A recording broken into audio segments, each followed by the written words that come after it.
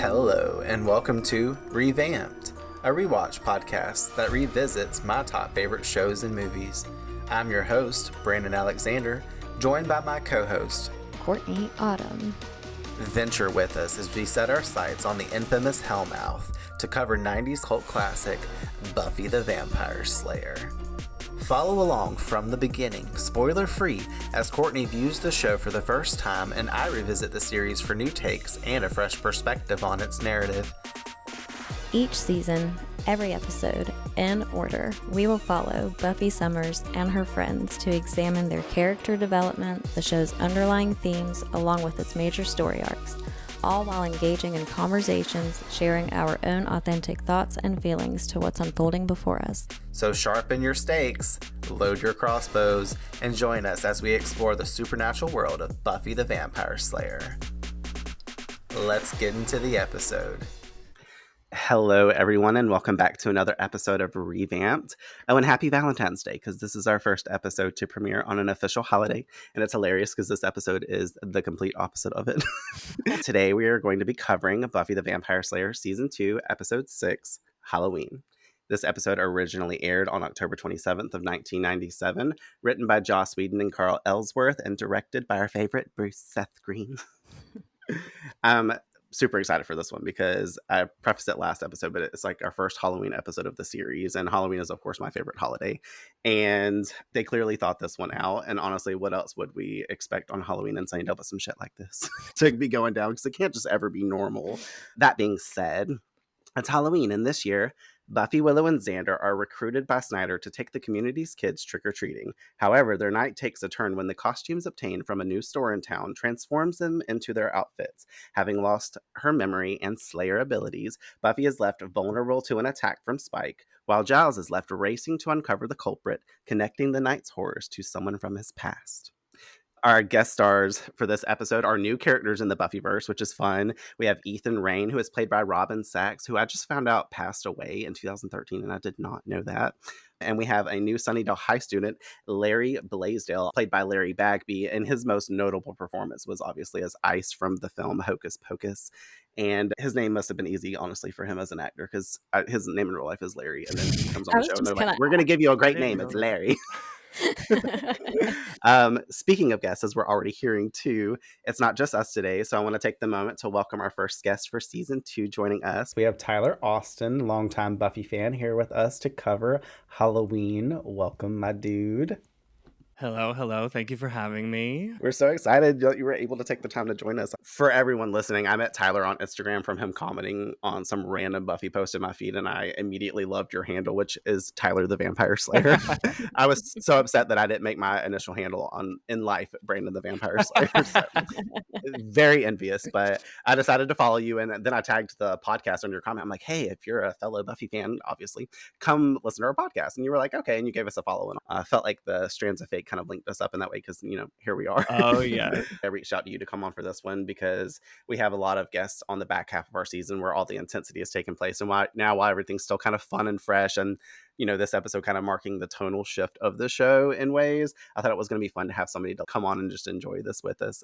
But I liked your content and your vibes. I've tuned into a couple of your YouTube sessions and stuff. You play video games and all that. But I'll let you describe yourself more. So if you want to take a second to let everybody listening and let us know who you are, and let us know maybe a little bit about your journey, how you came to Buffy, and your journey with the show overall. Oh, wow. Tall order. Okay. So I've been a Buffy fan since as long as I can remember. I actually remember my mom and my sister when I was probably like, I don't know, we're talking elementary school, first grade, second grade was when I first heard of Buffy. And I remember I wasn't old enough to watch it. Like they thought it was, I don't know, it was probably like season 3 around that time. And I remember begging my mom one night, can I please stay up to watch the opening credits? Because every time I would fall asleep, I could hear the theme song. So she let me sit up, watch it. I fell in love from the moment that I saw her.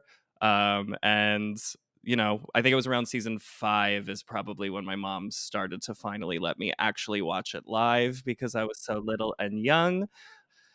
And yeah, it honestly inspired a whole bunch of things in my life. I went to school for film because of Buffy. I love everything about it. I love the structures of the episode. I love the writing style. It taught me a lot about myself. without going too much into it, there's moments of the show that I would say kind of like saved my life, quote unquote, or, you know, made me feel like I wasn't so alone as like the weird freak and all of that. And yeah, that's me in a very, very quick nutshell. I've seen Buffy the Vampire Slayer probably like 25 times in my life. um, it is something that I will watch constantly and will watch forever. When you watch the show, do you start like from season one and kind of do a full watch through, or do you just like pick random episodes here and there and then kind of looped in? Because I was telling Courtney the other day, I will start like, I'll be like, oh, I want to watch Hush or something like that. And then I'll like, end up watching half of the rest of season 4 after that just because I can't stop watching the episodes that follow or something. And then before I know it, I'm at the end of season 7. You know? That is pretty much me, yeah. Unless I'm watching it with somebody who is seeing it for the first time, which is usually my favorite. And of course, then I'll do it all in order. But most of the time, yeah, I'll jump around. I would say that I have Buffy on in the background most days if I'm just like hanging out doing things. So I would say it's pretty often. I feel like Brandon's pretty much the same way. We've been friends for well over a decade, and there's definitely been chapters of life where I've just walked into Brandon's room and he's not really doing much of anything. Might be reorganizing his entire room and just Buffy is playing in the background Oh, good. randomly. So I don't think you're alone in that. Do you have a favorite season? Oh man. Okay, season 3 and season 5. Those are like very, very close for me. But season 3 is usually where I like when I think back, that's the one that I think is my favorite. Yeah, for sure. Season 2 is a special place in my heart. So, like, it's always going to be a top dog for me just because it's like the beginning of everything, truly. But season 3 takes my second place, and season 5 is my other one. So, season 3 is like crazy for me because of me and my sister. She passed away and she used to watch the show with me as a kid. So, it'd be really interesting when we get to season 3. I feel like I'm going to have to call her in as spirit to be with us for all those recordings. Oh. But yeah, I just wanted to get some of that Buffy stuff out of the way. That's fun. I like the fact that you started in season 5. I feel like it was around season 3 when I fully invested in the show. But like I saw a few episodes from season 2 as like my precursor to it and stuff. My parents didn't give a fuck what I watched. So they were like, whatever about it. But I know out of my whole life, they had got tired of hearing the word Buffy the Vampire Slayer. So, and I'm still talking about it. So God forbid. With that, I can basically get into my actual notes about the episode. Courtney and I got to watch this one together, as she was saying a little bit ago, and we don't get to do that very often. There's a list of big episodes that me and Courtney have to watch together, like the big ones, and it was fun to watch her like watch Buffy faint and drop down later and stuff. Just watching her experience it because it's funny. It brings on a lot of hilarity and all that. Oh yeah. This one probably is one of the funniest that we've had so far on the show. The fact that everyone has turned into their costume gives it that extra special rays of mysticism and magic. And I love that because we're dipping back into the world of good old witchcraft. And we haven't seen that since season 3, episode Witch. And obviously that comes at the hand of Ethan Rayne, who we learned is an old pal of Giles. And that opens up new doors for everything and everyone. Courtney's super excited about that. She like was asking me all into 2 days later. She's like, what's going on with Giles? I'm like, I can't tell you. Oh yeah. But we're left excited and curious to find out more on that. This episode specifically subverts the trope and its plot device immediately because it aims to establish Halloween as a traditionally quiet night for demonic activity, but then Ethan just comes in and fucks all that up, making that not point of fact. Therefore, exposing our gang to this night of more trick than treat. Halloween is a standout episode in itself. It's really funny. It pulls out a lot of silliness while we're dipping back into the campy atmosphere and effectively using the holiday to explore our characters further, which I always just had fun watching it and enjoying the events that unfolded. But when you actually pay attention and look into the metaphor behind the show's writing, it reveals a lot to us through each individual's costume choice, reflecting like their inner world and the struggles and desires that they have going on with them, which is a big difference than what we saw in season 1, because now we're starting to really like expose our characters and bring them out of their shell in a sense.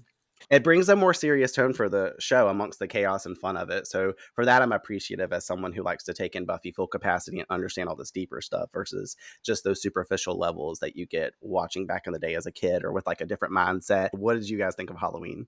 I love this episode. I think that so far it's my favorite, which I didn't want to say in front of you, Brandon, because I didn't want to spoil it for this. But I do think this is my favorite episode so far. It was just so much fun, and the whole element of Halloween and the costumes and all of that tied in with each other was just really, really good. But yeah, favorite episode so far, and funnest episode, and favorite Willow moment so far. I was actually going to say that's awesome to hear because when I think about like, you know, the beginning of the show till now, this I would say is like the first Buffy episode that has the vibe that or at least essences of what I love about the show. The comedy, the use of metaphor, the character moments, the first time that you're seeing this kind of, there's a through line, I would say, of like the story from episode to episode, but this leaving you with the Giles moment, hinting at these kind of like deeper backstories that they really haven't gone into. Yeah, this is probably one of my favorite episodes as well. It's a classic episode. Literally, my notes say classic in all capitals, like right across the top. I love it. It's always nice to revisit. I feel like this is the one Halloween episode that I will always tune back into. This one just, it's so different. I've never seen anything like this in a show where people turn into their costume. It was nice to watch Courtney view it because she didn't know what was coming. So she was like getting confused, but she's like, what's this motherfucker doing when he came out in the ritual and all that. That's so great. All right, well, I guess we can embrace the Halloween vibes and go meet Buffy in the pumpkin patch and start our episode. Let's do it. There is no Giles Slayer prologue this episode, unfortunately, so it's just a boring old previously on Buffy. So previously on Buffy. Spike and Drusilla are introduced to us, and Spike to our gang. We learn from Giles that he has fought and killed 2 Slayers in the last century. Spike and Buffy face off for the first time at the school, and she tells him that he shouldn't have come here. Meanwhile, Spike decides after disposing of the Anointed One that he and Drew are moving into the factory and planning to stay in Sunnydale. We open at Pop's Pumpkin Patch and good old Sunny D panning by its signage for Halloween being only 2 days away, closing on a carved lit jack-o'-lantern on the ground just before Buffy's body comes slamming onto it, smashing it. Immediate Buffy fashion watch here for me because this fit the leather jacket over this like purple halter with these black velvet pants. I have a pair of black velvet pants and I've been trying to act like I was her lately. That's like the epitome. We love the 90s fashion that we get to see in this show. Oh, yeah. And I was just like, I love Buffy's fit, so we always call it out whenever we really like what's going on, or when we don't like what's going on. Courtney likes to call that fashion police because we be hating on stuff. True. So far, the only thing Courtney's really hated is most of Xander's wardrobe and Buffy's sunglasses. Oh wow, that's true. That's actually pretty good. You went through all season 4. It's just the sunglasses, huh? For Buffy, yeah, I will say. Wow, impressive. She doesn't make a lot of mistakes in that department, I don't think, except for that one time she was wearing that weird beanie thing. I was not vibing. Oh yeah, we're not. That was at the end of the pack, I think. Yeah. Yeah. Well, Buffy hits the ground hard and brings herself back into awareness to look across the patch at the vampire she is facing, slinging haystacks out of the way to close back in on her as he growls. I love this because she takes that one small pumpkin that's beside her, it looks kind of like a squash, and she chunks it at his face, and he just like stumbles back for a second, and then literal seconds later, without cutting back to Buffy, we see a full-ass bigger pumpkin smack him in the face, and he stumbles back more, and this moment is laughable as fuck. Not only is Buffy resourceful as per usual, but this vampire's face looks ditzy, and we're laughing at him because he's getting his ass kicked with gourds. Buffy does one of those badass kick-ups to get back to her feet. She pulls a stake out of her jacket and throws it at the vampire, and he grabs a pumpkin scarecrow from beside him, moving it in front of him, blocking the stake as it lands at the heart center. Buffy's on point with her target practice because in the first season, when she's like in the episode Angel, she's just learning how to use the crossbow, and Courtney was hating on her ass because she could not. She was hitting the target on the wall, but when she tries to shoot Angel at the end, like he's like hopping around, she can't hit shit for shit. Well, she's like laying on the ground too, and like, and I'm like, what's happening? We had to prove her wrong whenever we did Prophecy Girl because she turns in the layer for the master and just like spins around him and shoots it, and he like catches it right in front of his chest, and we're like, I was like, Courtney, what you think now? But now apparently she can throw stakes and almost hit people in their chest too, because had he have not pulled that thing over, his ass would have been dusted right then and there. I love how they chose to do the choreography for this because it's a fun little element to add in. That vampire tosses the hey man aside, and the two get into hand-to-hand combat. He's not getting any licks on Buffy, and she's whipping his ass, while we see from the point of view a video camera's recording screen, a vampire is hiding behind some haystacks in the bushes, taping this interaction. The vampire fighting Buffy starts to get the upper hand, getting some licks in, but not for long because she kicks him away and he falls on the ground hard. She does a somersault over his body, rolling onto the ground in the same motion to grab the pumpkin patch post sign that we saw staked into the ground.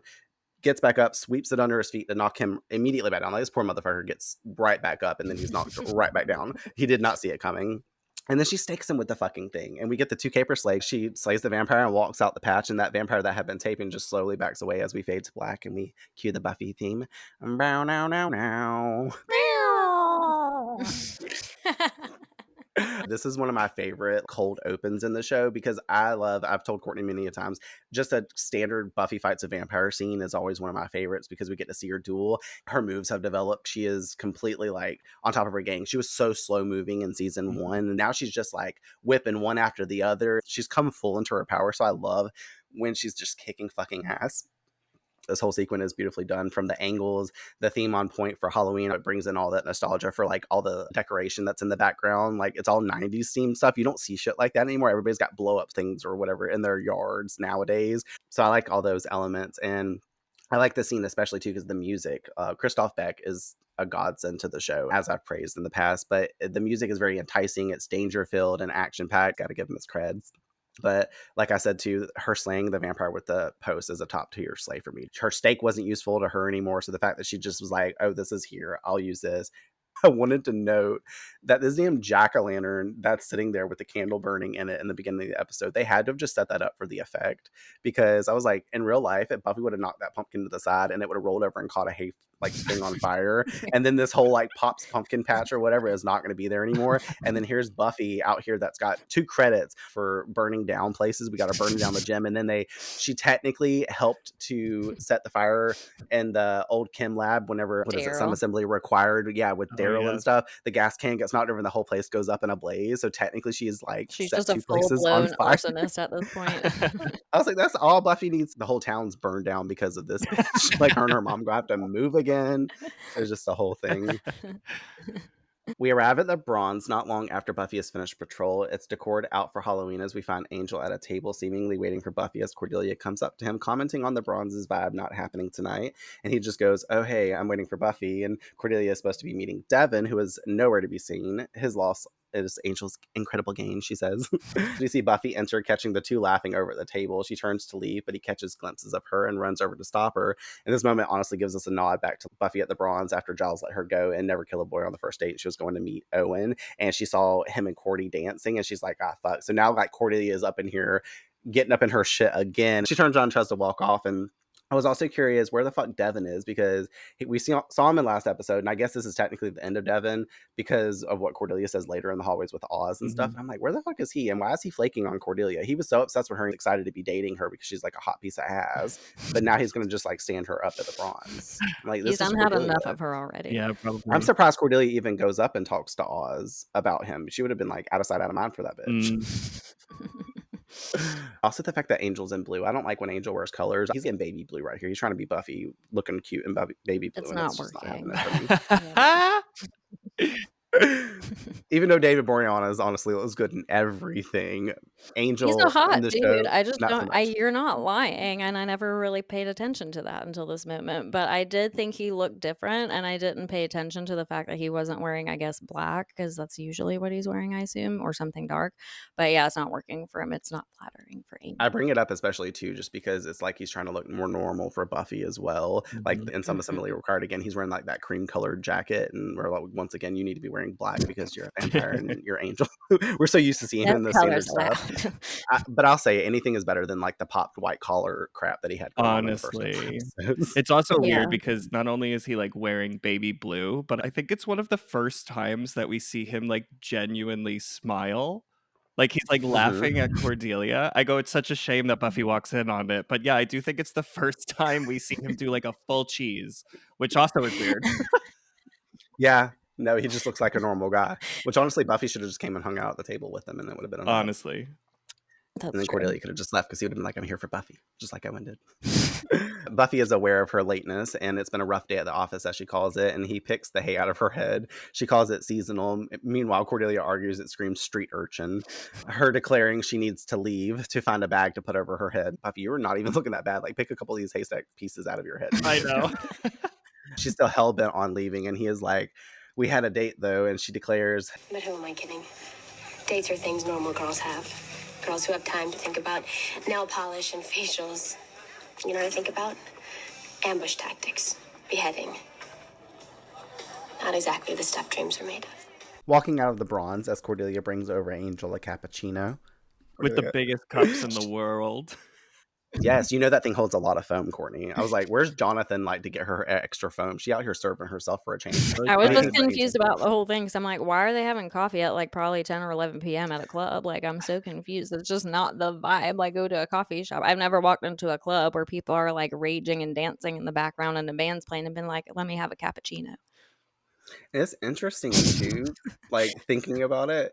Cordelia is trying hard for Angel too, and usually that's not normal Cordy. Like, she Mm-mm. wants people to flock to her and be like Mhm. praising her. She was saying that same stuff about Devin. She's like, "I won't be standing by the stage ogling you and all that," the last episode. But here she is, like, basically catering to Angel to bring him some coffee and try to, like, always be putting herself out there, grabbing on to him in some assembly required, like asking him to take her home and all this other stuff. I'm just like, this is I'll like, drive. she is I'll drive. like, I'll chalk it up to this. Whenever she says hello salty goodness, she is still thirsting after Mhm. Angel, and we don't really ever see Cordelia thirst after someone like that. No. The next day at school, we see Snyder grab a girl to force her to volunteer for something as Willow, Buffy, and Xander pass by, and Willow comments Snyder must be in charge of the safety program for Halloween this year. Xander noting remarks on his interesting take on the volunteer concept. I agree with you, Zan man, because he made them do the same shit, and I'll talk about that in a second, like previous episodes. But Xander explains to Buffy what this event entails, aka taking a sugar-hyped group of little runts trick-or-treating for the night. Buffy is like, Yikes, I'll stick to vampires. just as Snyder's hand grabs her shoulder, stating that he was just looking for her juvenile delinquent self, calling out a list of classic Halloween night shenanigans troublemakers usually do. Halloween must be a big night for you. Tossing eggs, keying cars, bobbing for apples, one pathetic cry for help after another. Well, not this year, Missy. I thought it's funny, all the stuff that he says, because like keying cars, I was like, that's a little aggressive. Like, I get the other stuff, maybe like toilet paper in people's houses and, you know, fun little things, but keying cars, Snyder. And then how did he throw bobbing for apples in the mix? Like, that's the most normative thing people do on Halloween. I guess he just had to tie it in there. This is also getting in that streak where Snyder is forcing people to sign up for stuff, because Mhm. in the puppet show, he made them sign up for the talent show. And then he made Buffy and Sheila, which Sheila was a disregard in this whole action. But in School Hard, he made them do the whole parent teacher night committee event and plan that. So he's like always forcefully making people do these things. And I'm like, you don't have the power to truly do this. You can't make people, they could have just not shown up. But, you know, for Buffy, that means expulsion. Mhm. It's always on her tail. Snyder's motioning her over to the sign-up table. She tries to deter this by claiming her fake carpal tunnel tragedy, causing her to tragically no longer be able to hold flashlights. I'm like, same. All those years of hairdressing, my wrists do not work. He isn't having it and lets her know the start and end time of the event. She will absolutely be participating in, and she is not thrilled. She takes the pen and signs up. Xander smirking in the background at Willow too, as Snyder hands the two of them pens as well, and like both of their faces at the moment. Xander's like, "Oh fuck," and then Willow is the best at doing worried face. Anytime she's upset by something or petrified, like she would have done good in Harry Potter with that fucking spell for sure. After the fact, they walk the halls discussing how this sucks and how apparently costumes are mandatory, so they have to dress up. Buffy is mad bummed because she was going to spend a quiet night at home, since Giles has informed her that this is the one night a year it's like dead for the undead. I'd really like this concept and lore that we get for vampires on this night, and it kind of gives a nod to the traditions of All Hallows Eve, scaring away evil beings, which is why we decorate and like put out scary looking pumpkins that are carved and such to kind of ward them off. So it's like the vamps want no part in it for that reason. I tried to conceptualize in my mind why exactly do vampires take this night off, because it's never fully explained. Like, you would think that they would just want to be out there running amok. They also blend in their makeup. Like, if they would just go full vamp face, people are just going to assume they're in a costume. If it's a demon walking around, you eating, gobbling people up, then they're just gonna be like, oh, that's that person's costume. They really went the extra mile. Willow must have helped to make it, you know? Mhm. Yeah, I absolutely love that concept too. Is there might be there might, I don't know if it's in this episode. It's not a spoiler either, but somebody mentions at some point that they think it's tacky. Which I think is just like very funny that like vampires are like, that's tacky to like go out on Halloween. Mm. I think that that's like I'm the sitting here only trying to time think. they like mention any sort of reason why. Right. Yeah, Because makes once sense. again, it's Sunnydale, so every future Buffy Halloween episode always has to be some shit, because, you know, every episode something's going Of on. course. So the show Basically, they has want been to really, do it on the least predictable day only. So when it's the most predictable, they're like, "No, we good." this is the last year all the vampires in Sunnydale did this anyways. The rest of them in the rest of the world are just like, we take the night off. Anywho, the undead, they stay in, and Buffy explains this to Willow and Xander. They make it to hang out at the lounge as Xander grabs a soda from the vending, and we meet fellow student Larry, who comes up to ask him about his relationship with Buffy, Xander replies. I like to think of it less as a friendship and more as a solid foundation for future bliss. So she's not your girlfriend? Alas, no. Larry questions Xander if he thinks that Buffy would go out with him, and Xander's like, let me think about it. No, she definitely wouldn't. And he's like, why not? And then he fucking repulsively says, I heard some guys say she was fast. I've heard this in media a whole lot whenever, like, I don't know, it's in other movies that I've seen, especially 90s wise. Do guys, are they just not able to hold their load, and that's why they're looking for a girl that's like quote unquote fast? And why is it always guys that like have like underlying issues going on with themselves? I can't really expose that right now, but we know what that is. Like, you're a 2-pump chump, and you just like you have all these things about your identity that you don't want. Yeah. Xander makes that comment when he's like, I hope you mean like the wind. I love that line. And then Xander is apparently disgusted. To our surprise, Xander actually stands up for Buffy against Larry, who finds this laughable, but Xander grabs him by the shirt as if he's going to do something, and he's like, something damn manly. And Larry is having none of it and breaks free, attempting to swing at him, but, you know, Buffy comes up behind him and grabs his arm and plants his body into the vending machine, exclaiming to get gone. A Diet Dr. Pepper soda knocks free from the jolt, too, and she's like, ooh, diet, and grabs her free drink. She doesn't even drink this drink. She goes over there, and Willow ends up drinking it at the table. I'd never paid that attention before. And then I like how Xander's like, do you know what you just did? And she's like, saved $1. It's like perfect Buffy retorts and rebuttals right there. Xander comments to her about how he is mad at her for stepping in to steal his thunder, claiming that this is going to give him the rep for being a sissy man, and he walks off, and she mentions to Willow on how she totally just violated guy code. Him being upset with her, I feel like it's fair for him to get upset because she didn't give him the chance to defend himself. So I could see it from his angle, not the full ego spectrum where he's like upset that his manhood got questioned and stuff, but for the fact that he didn't have the opportunity to do it. But at the same time, you have a friend that regardless of anything that you've done to her, she's going to stand up for you and help defend you. And I guess that's why he gets his feelings so hurt, because it's like a girl. Obviously back in the day, the stereotypical trope of like men need to be doing all the things themselves, like women can't do shit, blah, blah, blah. The fact that she takes that from Xander, I guess he's kind of upset over that. Right? I mean, I guess I get his sensitivity around it being a guy, especially at that age in high school. And, you know, obviously we've heard from past context that Xander's probably gotten bullied before, at least by like a few people. So I think maybe he has an extra specific sensitivity around physical altercation and needing to kind of like step into that space where he needs to prove himself. And like you said, not really getting the full opportunity. It'd be different if he was already getting his face pummeled and then Buffy comes in, because then I'm sure it'd be a matter of like, thank God you saved me.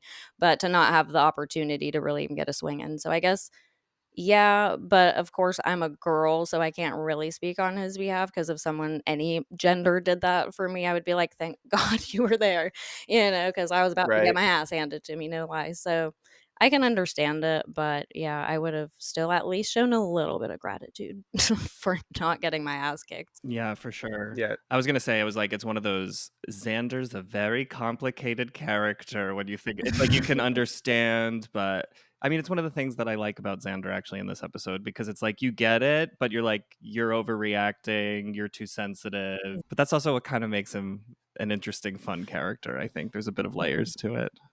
Do I think it's valid? Yeah, I guess, but not for the reasons he thinks it is. Right. Yeah. Correct. It's just another chance to like feed his insecurities that he has, and he just has to like subscribe once again to this narrative of himself and put himself down, I guess, in this moment because of the fact that he's not able to defend himself. Willow tells Buffy that boys are fragile and goes on to ask about her date with Angel. Buffy claims it was a misfire due to the unscheduled slayage, filling her in on the event and how she showed up and Cordy was practically drooling in Angel's cappuccino. Willow assuring that he would never fall for Cordy's act, the one that Buffy calls. You mean that actually showing up wearing a stunning outfit embracing personal hygiene act? Fair, valid point. I'm like, does Buffy stink? I know, she's talking like she walked out of like a pig pen. Like, girl, you had some grass in your hair. A little smudge of dirt on her cheek. Like, it was nothing. She literally could have went to the bathroom real quick, freshened up, and it would have been good to go. Whole thing.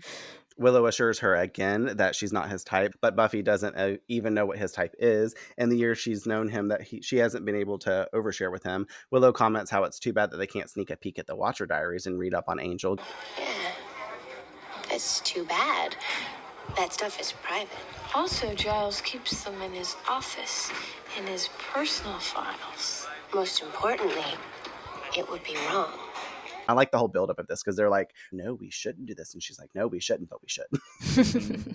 So they go do that. And we flash to the library. And I love this like scene too, because like we get the shot of the door and it's got that spooky cat cling on it and their faces just come up. And then that little music cue plays whenever their faces appear in the window. I don't know what to call it, but it's this. I love it. And then Buffy attempts to sneak in there. And then she's like, all right, maybe I'm in the clear. As if we've ever seen Giles anywhere else but this library. Whenever she gets almost to the library office, Giles calls out, oh, Buffy, you're here. This is excellent, because he wanted to propose some training for Halloween night. She tries to flag Willow in whenever they're talking, but she's like, no, outside. And I like Willow's face because she does. Have y'all seen those little TikTok videos of the guy that like acts like a kid and the girl's always filming like right up at his face? And he's like, no, I don't know what to do. Like, I don't know. If you don't know, you don't know. But maybe somebody listening will. I think his name is like Kyle or something. But the way Willow did her lips whenever she like motions, it made me think of her instantly, and I just started laughing even more. But like I said, Willow's always really good at her expressive nature. Giles almost catching her, but she plays it off. She's like, I'm not doing anything, I'm just stretching. She keeps up small talk with Giles and continues to flag Willow in, who finally does, slowly sneaking in. She keeps him busy while he almost notices she's being sketchy, trying to pick up books to take to his office that Willow is now standing directly behind them at. And I'm like, oh fuck, she's about to turn around and see her. And Buffy's like, you look at me when I'm talking to you. It's like distracting him. It doesn't almost work, and he goes to start to turn around again. She's like, Miss Calendar said you were a babe. And this obviously gets Giles' attention because he's like, wait, what? And Willow's face, whenever he says this, she just stops and purses her lips at Buffy. And she's like, bitch, like, really? But I was like, valid. Like, this is the best excuse because obviously it works. And Buffy witnesses this and continues on to Giles, who's like, she said what? And she's like, Jenny said you were like a burning hunk of something or another, referencing what I didn't know was a Elvis Presley song. I don't listen to Elvis Presley, so I didn't know that. And she's like, so what do you think of that? And he tries to gain clarity, but Buffy says it's yucky to think about the grown-ups having their smoochies, as Willow makes it out of the office with the book and starts to leave the library. Once she's finally in the clear, Buffy suddenly closes up the convo with him, saying that she's got to go and leaves. And like, he's got to be perplexed at this point as well with himself. He's like late, I think in one of the first episodes or so, he's like, she is the strangest girl. And I'm like, this trope is still going on for Buffy because she is so awkward. And I don't know how he just didn't feed into the fact that she was obviously distracting her and being weird. He might just think that she's literally slow at this point too, because she's like or just like didn't take her ADHD medication that morning. Giles is not even thinking about that though, as he's starting to contemplate Miss Calendar calling him a babe, a phrase that he can live with as he quotes it. Willow coming in with the assist, because even though she didn't want to, I like the interaction that she does anything for Buffy. We've been making jokes saying like she's the biggest Angel stan, because she's always super excited for any conversation of Buffy and Angel doing stuff, because I think she's living vicariously through them. We flash over to the girls' bathroom, where God forbid these students attend class in the school day, because they just sitting up in here hanging out looking through this book. And like, these people are never in class. Willow and Buffy are flipping through that book, sitting on the sinks. They see a classic woman in the book saying that the images portrayed are from 1775. Willow claiming Angel would have been human and just turning 18. They go on to speak of this coiffed looking girl and how being pretty was basically her job as a noble woman. Buffy saying that she could never be like that. And Willow trying to comment on how she's not even that pretty and how her waist is oddly tiny. And I like how Buffy's not comforted by it. She's like, Thank you. Now I feel better. No, she's like a freak, a circus freak. Yuck. Buffy daydreams out loud to Willow about how it would have been amazing to be a woman in that time. Must have been wonderful. Put on some fantabulous gown and go to a ball like a princess. And have horses and servants and yet more gowns. Giving us that quote from Willow right after that. Yeah. Still, I think I prefer being able to vote. Cordelia then decides to enter the bathroom to doll herself up, noticing the two and calling out Buffy on leaving poor Angel all by himself the night before, but not to worry that she tended to him for her. Ben. Asking for more info on him because she never sees him around. Love this. Well, right? This is so good, this part. Willow being like, not during the day anyway. And Cordy's like, oh, please tell me that he doesn't still live at home. Like, he's got to wait for his dad to get home so he can take the car. And I'm like, we've all dated that guy. Buffy informs her that his parents have been dead for a couple of 100 years. And Cordy's like, oh, good. And then she's like, wait, what? And then Buffy's stating, Angel's a vampire. I thought you knew. and for everybody that's ever watching the show the first time, we're like, wait, how does she not know? She helped out in Prophecy Girl. How has this not come up around her for her to not know contextually that Angel's a vampire? Yeah. Every What's time they going on watch there? it, or always go, Wait, Cordelia, I had no idea she didn't know. It's so good. I was so confused. I was like, "Wait, Yeah. what's going It's a on really good here?" example of when the writing in Buffy does things like that, where they're very aware of it, but it's not prevalent until they point it out. It's not obvious at Yeah, it's all. so No, good. yeah, and then you're even like, "I gotta go back and watch these episodes because I swear she knew." Yep. Well, it being Cordelia and all, she's probably been so self-centered that she just hasn't paid attention to them Yes. talking about it too. Well She's always worried about herself or like worrying about getting the fuck out of the library to go do her own thing. Yep. that's She's exactly what probably I on was her. gonna say. It's, like, both surprising and not surprising that she didn't know because of the fact that she's usually not aware of anything much outside of herself, so I get it. I think it's also really funny that she's not convinced here either. She's like, Uh-huh. Oh, he's a vampire. Of course, but the cuddly kind. Like a Care Bear with fangs.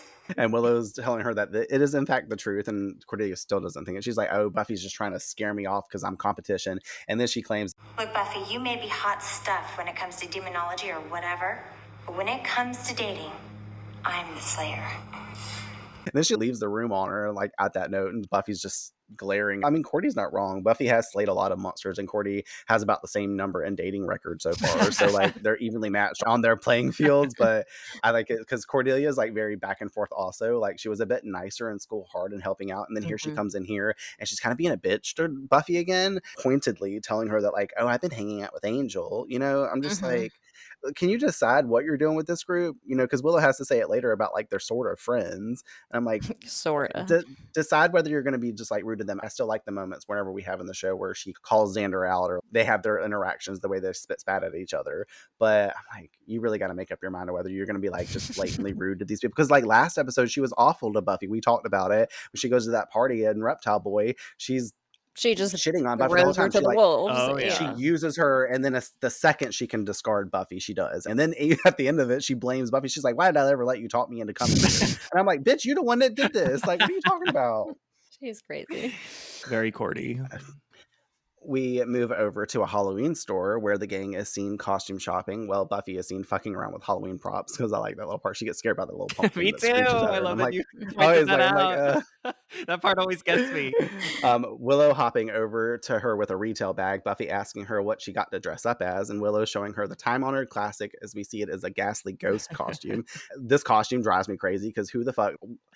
I guess it's nice to write the boo on it because it really puts it out there, because usually when you see somebody in a long white robe, it's not the right vibe that you want to see. Like, thank God, like the headpiece is actually rounded and not like off. Yeah, I'm not trying to say bad things, but I'm also trying to point out that's probably why costumes had the boo on there That's a back in good the day, observation. because it's no duh that they would be a ghost. Buffy offers her some friendly advice, and I thought that was a fun little nod to Casper without saying it, you know, friendly ghost.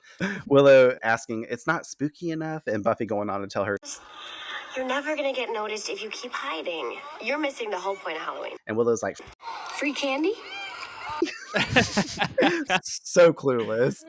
And Buffy's like, no, it's come as you aren't night, aka the perfect chance for girls to get sexy and wild with no repercussions. But Willow is alarmed because wild on her equals spaz.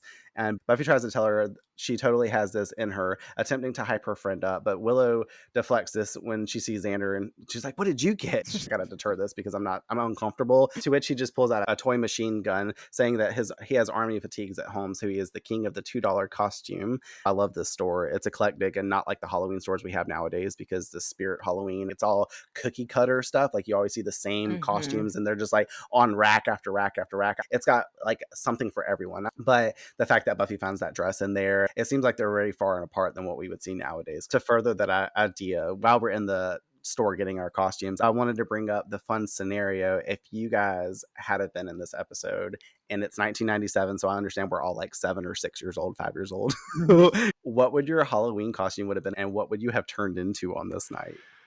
Oh man. I mean, so I'm always an inanimate object that I make out of like cardboard or something. So think like Wait, what? think like a spoon or like a phone. Like, Is this your brand for Halloween? yes. Okay. So like the sad dress part up as a is like telephone. I'd be a spoon and like turn into like a spoon. That's even better. Oh my god. I wouldn't be able to talk or move. I would just be like You'd just be laying there like Willow in her ghost costume, except your spirit doesn't come out. You're just a spoon on the ground. my God. So that would be where I'd be, on the floor, you know. You're like, where'd Tyler go? And then you're like, got your yogurt and you peel it open. You're like, oh, a spoon. You really had to dress as a log. Yeah.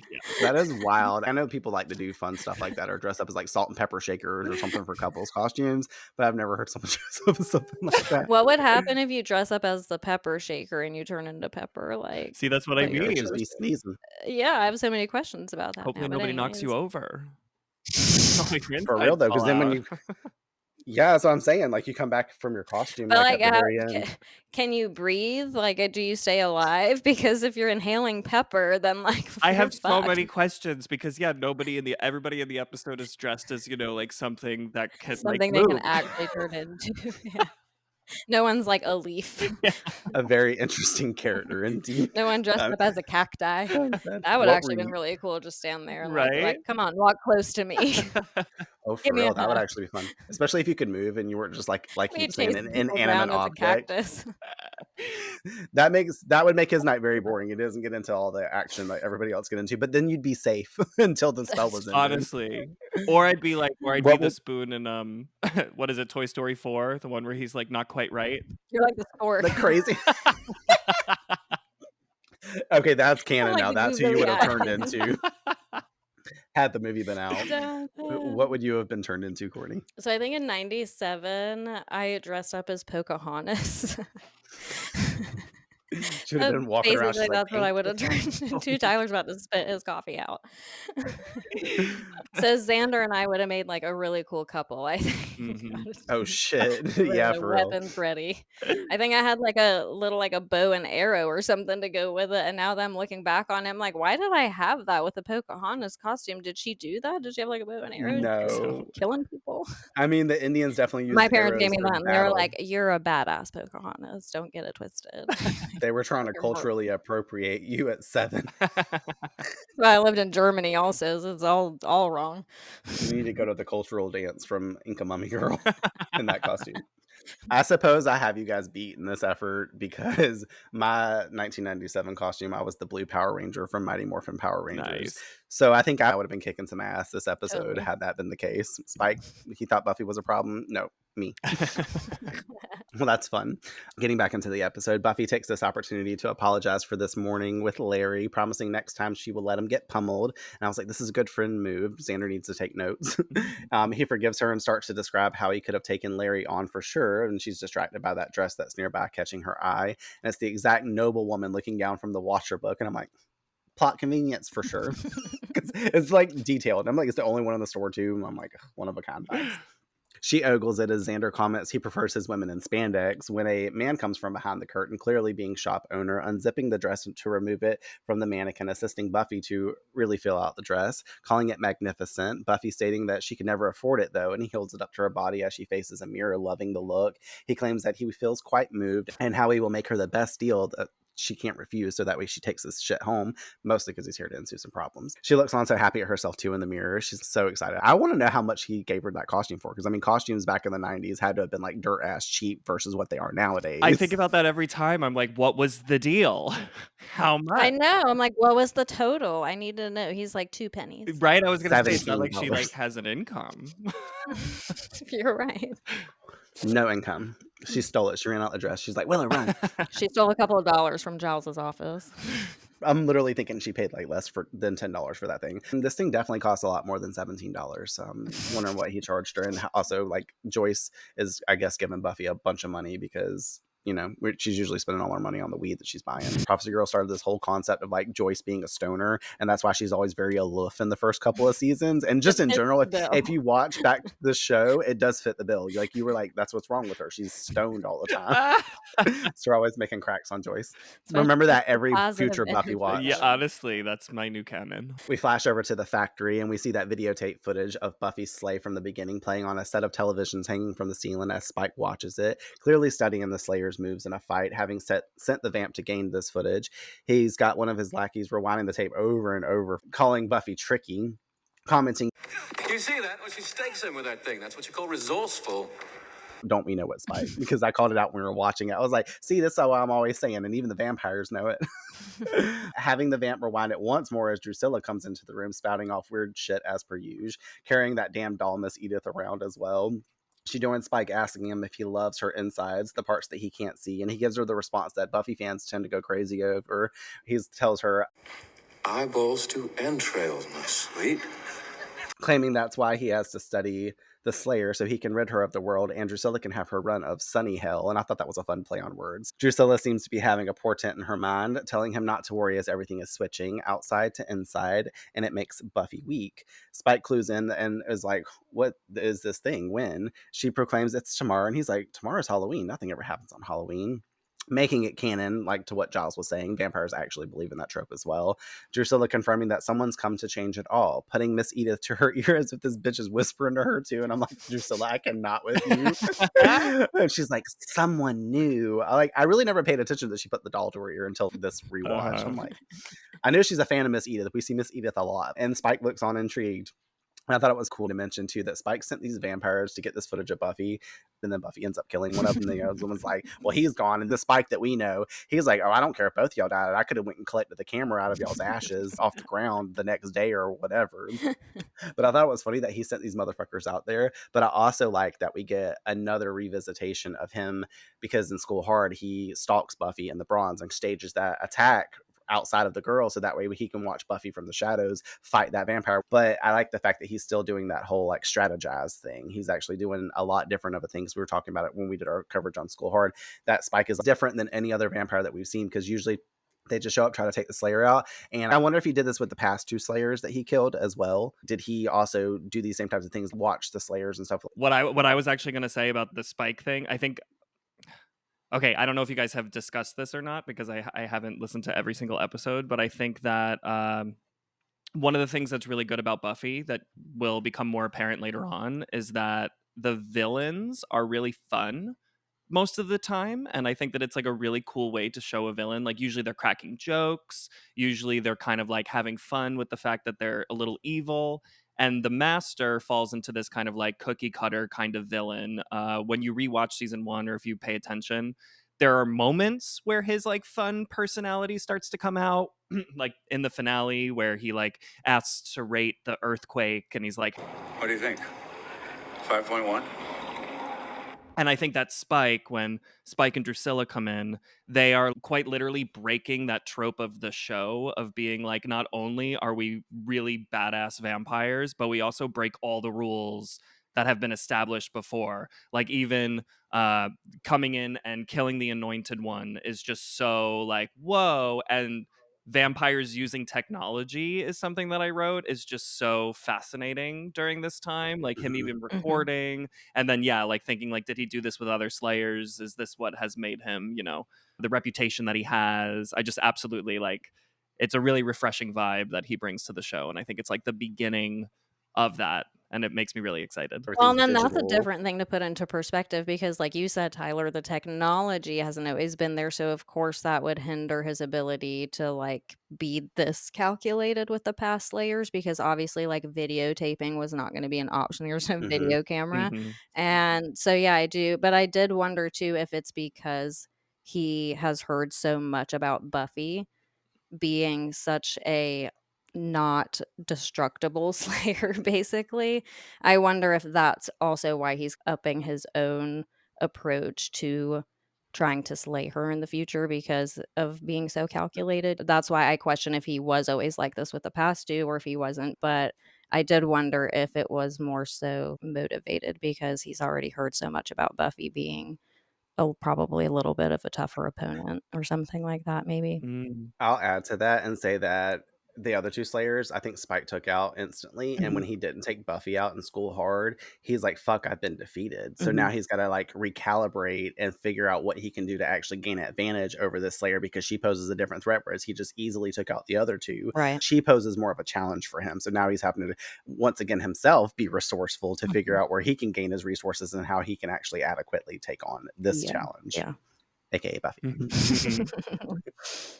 I like it though. I didn't even think about the technology aspect of it. You bring Yeah, I up the didn't point. either. Like, he didn't have that in the past, so he had to stalk them and watch them a couple of days or something like that just to like see who they are and get the vibe. Yeah. He probably did that in the past too. Maybe watch them do a couple of slays to see what their fighting tactics were. Who Yeah, for knows? sure. I think that We like a don't. major aspect of his personality is he leans into whatever's happening. Like even later in the episode when we get into it, like his enjoyment of the chaos of Halloween. Well, this is just neat. He doesn't push against it. He's like, all right, well, there's this technology. I might as well use it. We cut back to the costume shop's back room as the man enters wearing robes and has a ritual space set up with candles surrounding a two-faced statue, kneeling before it, piercing his hands so they bleed, raising them, speaking his invocations of the ritual, swiping his blood onto his eyelids, claiming along the way, Chaos. I remain, as ever, thy faithful, degenerate son. panning around the statue head to see its opposing face closing out on the scene. Clearly, Ethan did not receive the memo on Halloween. The bad guys take off. So, you need to get out of here. Over at Buffy's house, Willow and Buffy are getting dressed up for Halloween night in separate rooms as Willow calls out across the hall to converse about her and Angel meeting up after trick-or-treating since Joyce will be out, possibly meeting up with her friends to have a stoner sesh, I'm assuming, because she's just not home like the whole night. I'm like, where's Joyce? Like, the gallery is that busy on Halloween. You gotta be out and about. I kept being like, Joyce isn't home on Halloween. Like, trick-or-treater. Where'd she go? I need that scene of Joyce at the door handing out candy to kids while Buffy's leaving. You know, well, at least be home and like take the night off from Halloween. But she's just not in the episode at all. I'm like, how is this not a thing? It's so funny, yeah. Buffy telling Willow that he has no clue about her costume and it will be a blast from his past. She has been seen dressing in front of the mirror wearing a dark brown wig that's styled for the century. She calls out for Willow to come out of the room, having clearly taken too long to get ready. Willow's in there buying time. She's in there staring herself in the mirror. She's like, I can't go out there. Willow says to her to promise not to laugh and steps out, not at all wearing her ghost costume, but wearing a sexy long-sleeved crop top, short leather dress, boots, and a choker, not to mention heavier makeup than we ever have seen on Willow's face. I like the burgundy color on her skin tone and with her red hair. It just really pops. Courtney, whenever we went to the Buffy prom, the girl that was dancing beside us, that little short girl, she was wearing this outfit as her oh my god, her, I totally forgot about that. cosplay, Yeah, Buffy cosplay. Yeah, great. she nailed the costume. literally. I also wanted to mention too, in Inca Mummy Girl, Courtney sort of called this out beforehand when Willow was wearing that ice fishing Eskimo fit. She commented on how she was like waiting for Willow to take off that outfit and reveal like something sexy underneath. And I was like, you don't even know what you said without saying it. It was like a preface to this episode. And I was like, just wait, Courtney. And she's like, did I just say something? And I was like, girl, just wait. And this is that moment. I thought it was funny when Courtney kind of called something out that was going to happen later in a way.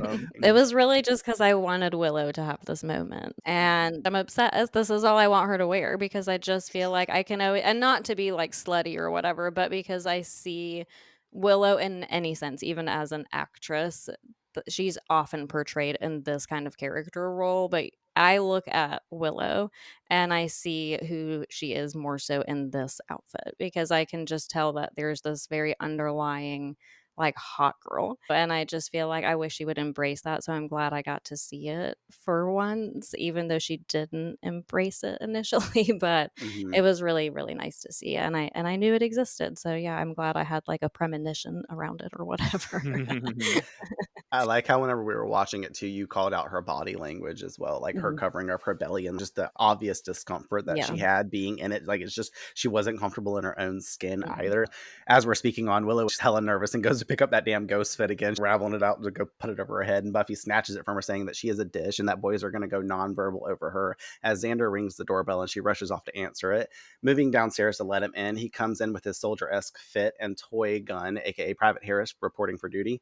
In all of Buffy's Duchess look, renounces his spandex comment because he finds this look stunning on her. We all agree because Buffy looks gorgeous here. And everything, as always, except sunglasses. She plays into the moment to speak like a Southern woman to thank him, and we hear Willow coming down the stairs, and Buffy's like, wait till you see. And then we look up to Willow in the stairway, and I love like Courtney, before she even knows, she's like, she's got that fucking costume on, doesn't she? I knew it. I was like, it pans over. Put that ghost shit back on. I know she did. And she did, and Buffy finishes her statement to say, Casper. But where do you see? Hi. Casper. And then Xander's like, that's a fine boo you got there. The afternoon commences and we arrive back at the school. They're all picking up their tiny runt gangs, and Snyder brings over Buffy's group, claiming that there's no need to speak to them because that's the last thing they need is her influence, saying also just to bring them back in one piece and he won't expel her. This motherfucker is always threatening Buffy with some expulsion. Buffy rolls her eyes as he begins to walk off, and she starts to say hey to the kids, and he like turns around, he's like, These 3 kids' costumes too, they are atrocious. This one little kid that's got this rabbit outfit on, I was like, this won't be the last time, the rabbit vibes are out here, but this costume is just like cheesy as fuck. And then they got this other girl. I thought she was a witch at first, but then we noticed later she turned into a vampire because you see the same purple gloves on the vampire. I was like, oh shit. But this little boy is wearing like what I'm gonna assume is like a Mr. Potato Head or something, because it's this brown sack looking thing with eyes and a mouth on it. I'm like, what is happening here? He was looking like Ross when he was dressed as Spudnik. Spudnik. Wow, I don't have the worst costume anymore. Hey, all right. Ross came as Duty. No, I'm not Duty. No, Space Duty. And Friends. You are right. Elsewhere in the school, Larry approaches Xander dressed in a pirate outfit to taunt him, wondering where his female bodyguard is, flinching at him, laughing as Xander just aims his fake gun after he walks away. Over by some lockers, Oz is seen packing up his guitar when Cordy walks up to him and he sees her and is like, geez, you're like a great big cat. And she's like, that's my costume. That is such a great interaction. I love that part. She snarks as she's wearing a cheetah print tight unitard adorned with cat ear headband and whiskers on her cheeks, and she didn't even take the time to like paint her nose. She's just like, I'm gonna have whiskers but no like actual cat nose. But clearly Cordelia got the memo about being sexy, because what else were they gonna put Cordelia in? She asks Oz if his band is playing tonight, and he tells her yes and where, and she's like, is Mr. I'm the lead singer, I'm so great I don't even have to show up for my date or even call gonna be there? And he's like, Yeah, he's just going by Devin now. giving us the first taste of his monotone, dry responses. And she's like, whatever, and goes on this whole tangent that is honestly pointless. Well, you can tell him that I don't care, and that I didn't even mention it, and that I didn't even see you. So that's just fine. So what do I tell him? Nothing. Jeez, get with the program. Oz is left confused, stating after she walks off sarcastically, now why can't I find a nice girl like that? And as soon as he turns around, he bumps into Willow in her ghost costume, and they're both so awkwardly exchanging this moment. They're like, sorry, and then like fighting to get around each other. I'm like, just take your costume off and be like, hi, I'm Willow. I know. Hi, I'm Oz. I know. They are literally doing it for so It's so long. good. It was driving Courtney crazy by the end of the episode. Yeah, She's I like, what can't. the fuck? She's like, get out the van and go talk to her. Get out. I know. Xander has his troops in this. Like, they're in sergeant style. He's like talking to them. He's like, Okay, on sleazing extra candy, tears are key. Tears will normally get you the double bagger. You can also try the old you miss me routine, but it's risky. Only go there for chocolate. Understood? and as soon as he said chocolate, I flashed to him in the Nightmares episode when he had the hurricane bar, and I was like, are they trying to get them to get you the hurricane bar? Oh yeah. Xander from this point on too is like, I think kills this episode. I love like the vibe he brings as the military guy. It's just great from here on. I thought it was cute that the people who direct told him to do this as if they're his troops, because he's like military guy. And as soon as they go to head out, he actually has them turn in formation and march out to play. His kids had better costumes. There was like one that was a fairy, one that was a football player. I love seeing them all with kids too. It's very rare you see Buffy interact with children, Which is funny with a show heavy on metaphor of adolescence and working towards adulthood. It's kind of interesting to put that concept in here as well. We get the cool transition as they walk off the screen to leave the school too, and it pans right into night, and they're on the streets trick-or-treating, bringing us over to Buffy's group as they come back from a house and expose the bullshit tricks that Ms. Davis has clearly played on them. What did Mrs. Davis give you? Showing Buffy toothbrushes that she gave them instead of candy, and I like Buffy's retort. She must be stopped. It was funny as fuck. I was like, I would die if I was a kid, mostly because this bitch is passive aggressive, giving them like tricks instead of treats. But also, I was like, you could at least give them a piece of candy with their toothbrush so they can enjoy the candy and then have something to follow up with. But no, she's just out here serving cunt. Buffy says that they can probably hit one more house before heading back. We quickly flash over to Ethan at the shop, finishing up part 2 of his ritual with the head speaking in Latin. We see Willow at a house with her runts on the porch collecting candy from an old woman. Ethan finishes up the ritual and holds up the statue as his candles get a wisp of wind, activating his magics. Buffy, walking with her group down the street, gets a weird sense with the wind. Whenever that wind gusted up, I know you were like, oh, fuck, what's happening? Did you have any idea what was about to take place? No idea. I mean, I couldn't have, but I knew obviously something. It was giving a weird vibe enough for you to be like, well, this is definitely a precursor for some weird shit about to happen. Mm-hmm. Back with Willow's group, the woman has unfortunately ran out of candy and starts to apologize to the kids, who aren't kids anymore because some of them are wearing demon masks and they're now morphing into their costumes, becoming real demons. One reaching out to the woman to start choking her aggressively, and I'm like, this poor bitch. Like, this must be Miss Davis's house that they just walked up on. Willow moves in to help, yelling at them to stop. The woman gets away and into her home. The demon kids begin to fight, Willow backing away from them as if something's wrong with her, claiming that she can't breathe and collapses on the porch. Over with Xander, kids are running by him screaming as the wave of energy clearly envelops him. He bends over from the energy. When he rises, he is the personification of an army soldier and raises his gun, which is now a legit M16, which he cocks and starts aiming around at his surroundings. Oh, fuck, he better shoot everybody tonight. I like Xander's costume, and then obviously this plays like a cool concept later. On the porch, Willow's body lays there. I wrote in her asteroid body because like Buffy made that comment about astral self, because like her astral body, her ghost spirit self rises up from her. Unfortunately for her, she is not in her ghost costume anymore And is revealed in her normal outfit that she's been wearing under it. I always wondered if she died in that costume, technically you probably should still be wearing that. I mean, I guess I got their spin on it because she's dressed as the ghost, so it's her that becomes the ghost and not the costume itself, so obviously I get that, but yeah, it does make sense too that if she would have her astral body would have lifted up with the sheet on and stuff, that would have made equally as much sense to me. I actually wrote something about this where I was like, I kind of love that Willow's outfit is the only one that doesn't affect her mind. Like, she's still herself, right, underneath the costume. Yes, Obviously, this that's is so to play cool. with like the arc of what she's going to go through in the episode, but I also like the idea that Buffy's is obviously very specific because it's like a specific type of personality. Like Xander's outfit, it's almost like Willow's outfit is so generic that there is no personality for like a ghost. So she's the only one where it's like the military man is probably similar, but it's like he becomes a military man because there's something you can associate with it. So I kind of love that idea that, like she has to die in order for her outfit to be her outfit. Like, it's just great. It's awesome that they killed Willow in this episode. She looks down at her body, claiming, Oh my god. I'm a real ghost. Hearing the gun go off, looks onto the street and calls out Xander's name, moving towards him.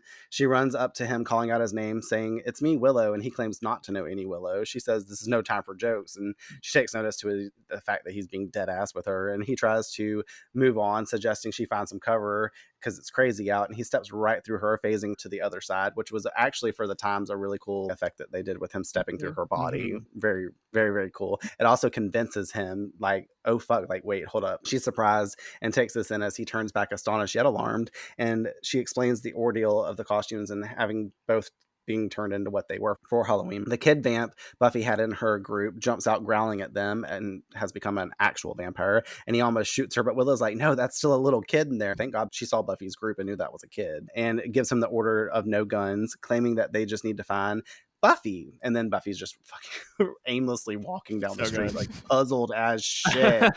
As she sees her wandering the streets, they run over to her asking if she's okay, but she looks clueless. The vampire and now another demon is coming across the street toward them. The three facing the monsters. As Xander states, this could be a situation. Willow asking Buffy, what do we do? While Buffy, standing there behind them, just faints to the ground at the sight of these creatures. I laugh every single time I see it. Whenever me and my sister Tiffany would watch this as kids, we would always just like rewind the clip of this and watch Buffy faint every 2 seconds for like at least 3 more rewinds, because it was just so hilarious to 10-year-olds. Courtney, did you have any thoughts whenever she just like dropped the fuck out? I think my fear and my concern instantly went into how not resourceful she was going to be for the rest of the episode, and then that's all I could think about. I was like, this is just not going to end well. Like, until they go back to normal, she's utterly useless now. This could have been the episode where Buffy dies again. True. Let's go. All bets are off. Well, Xander fires his gun into the air to spook off the monsters, which ironically works. And Willow asks Buffy who is waking if she's okay, who just responds questioning the name Buffy. Willow claiming she's not Buffy. Xander also commenting on who's Buffy, and she's like, "Oh, this is fun." Like, poor Willow, you have to take the fucking reins and deal with all of this. Love it. Willow asks her what year it is, and this bitch gonna say some 1775. That's the exact year from this book. The only thing I can think is that whenever Buffy put her costume on, she really was envisioning she was going to be that woman from the book that they were looking in. So she literally became like the actual persona of this girl, like that she had chalked up in her head, whatever she was going to be. And since she was like, I'm going to be that, that's literally what she became. All components of it. Buffy is distressed. Willow says that they're friends, but Buffy is like, friends of whom? Sarah Strickler's accent with this too, I was like, it's not the best, but it's also not the worst. And she calls out Willow's odd dress, hyperventilating to say that everything is strange and how does she come to be here? Willow assures her just to breathe, asking Xander, how are we supposed to get through this without the Slayer? And he's like, what's a Slayer? Here we go again. As another demon appears behind Buffy, Xander knocking him out with the heel of his gun, suggesting that they get inside before they come across another. As Buffy begins to scream, a demon, pointing expressively, taking guard behind Xander, Willow looking at the object and then back at her to say, Buffy, that's not a demon, it's a car. And it drives by them and Buffy's just like, what does it want? Once again, a funny scene that I always would rewind 2 seconds back to like watch it again. I'm like, really, Buffy? But it's hilarious. There are literal demons just walking across the street at you, and you knew that. And then you're gonna see this, and it's a fucking car. but fair, because honestly, somebody taken out of that time era, they had like carriages and horses and shit. Hell yeah. She probably thought it was like a UFO or something. Pretty valid. The sequence with her seeing the car and the sequence in Hocus Pocus when they think that the street is like a river. Do you know what I'm talking about? Oh my god. Those like two moments like live rent free in my head and are like perpetually connected in my mind. I'm like, Buffy being scared of the car on the street and the witches being scared of the street is just so good. Love it. Yeah, no, you're not wrong. I mean, because what was like 300 years or so since they had seen time. But the same thing happened with the fire extinguisher too, because that's when like the water starts coming down and she thinks it's like acid or something. She's like, it is but water. Yes. It's like totally that energy and I love it. That's crazy. I never made those connections and Halloween. And stuff. I like that you go. brought that up. Yeah, there we go. And Xander just like, is this woman insane? Willow attempting to explain that she's from the past. Xander also still hella confused, but going on faith, they decide that they better get inside as that's the best option as we pan over to Buffy's house that was nearby.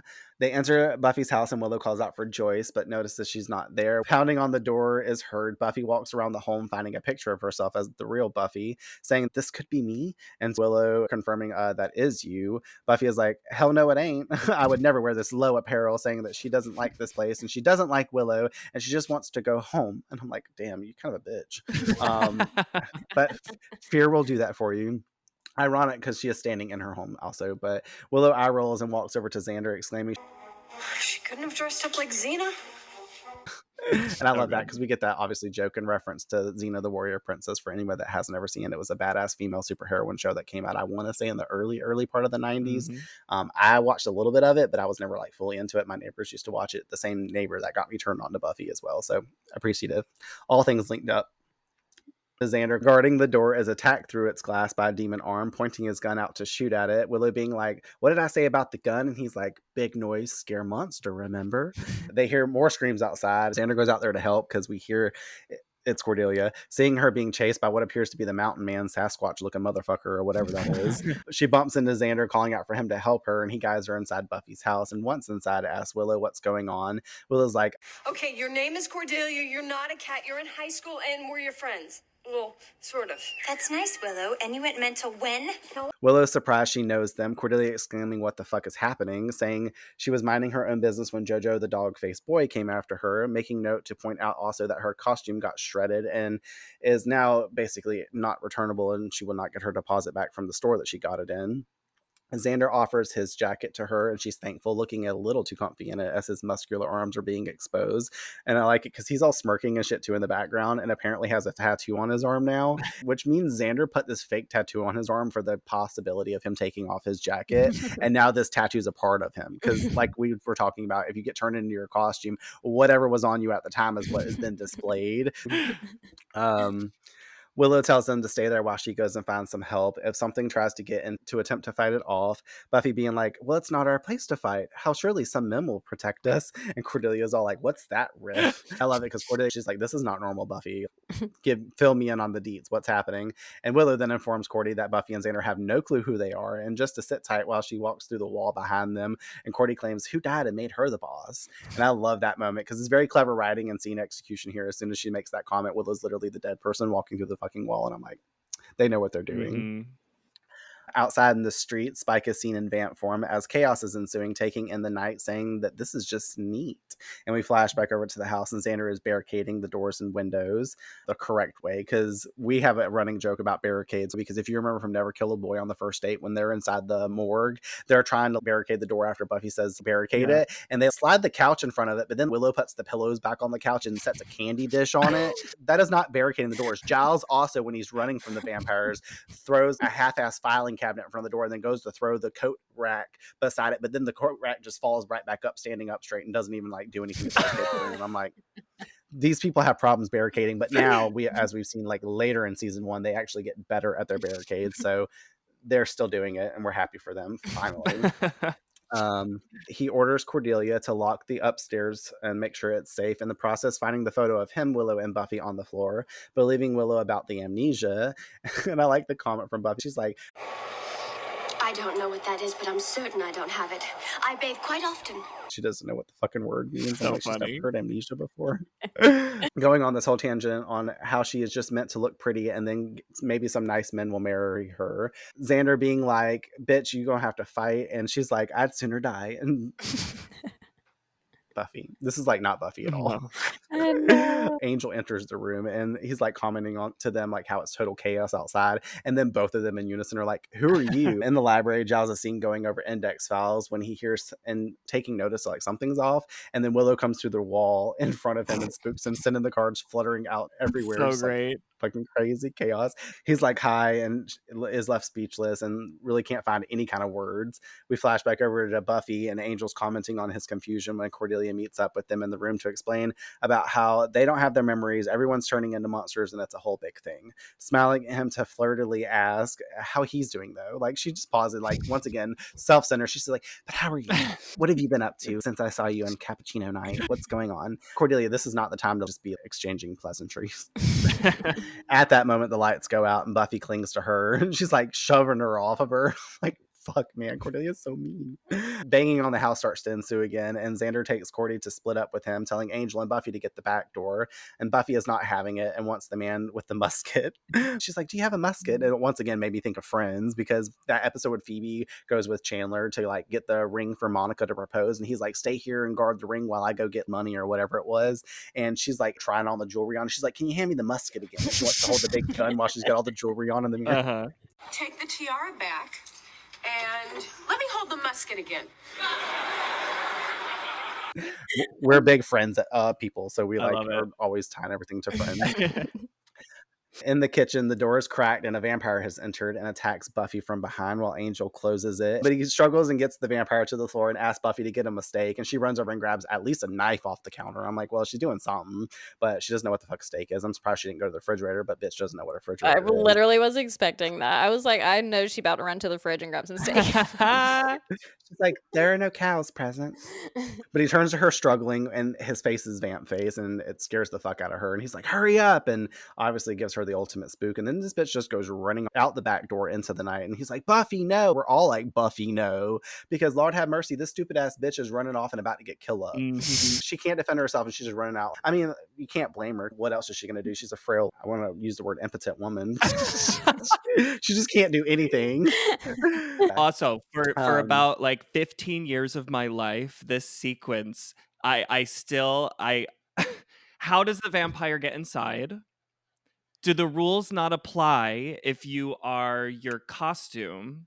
Because I'm willing to justify it by being like, okay, maybe it was somebody dressed as a vampire, but we've already seen that Willow had to die in order to become her outfit. So I take it that like when you transform into your outfit, you have to meet the rules, you know, of your thing. And for years, I'm like, it's such a great episode that I'm willing to be like, whatever. But it's in the same vein of, where the hell is Joyce? And who the hell was the vampire that got inside? God damn it.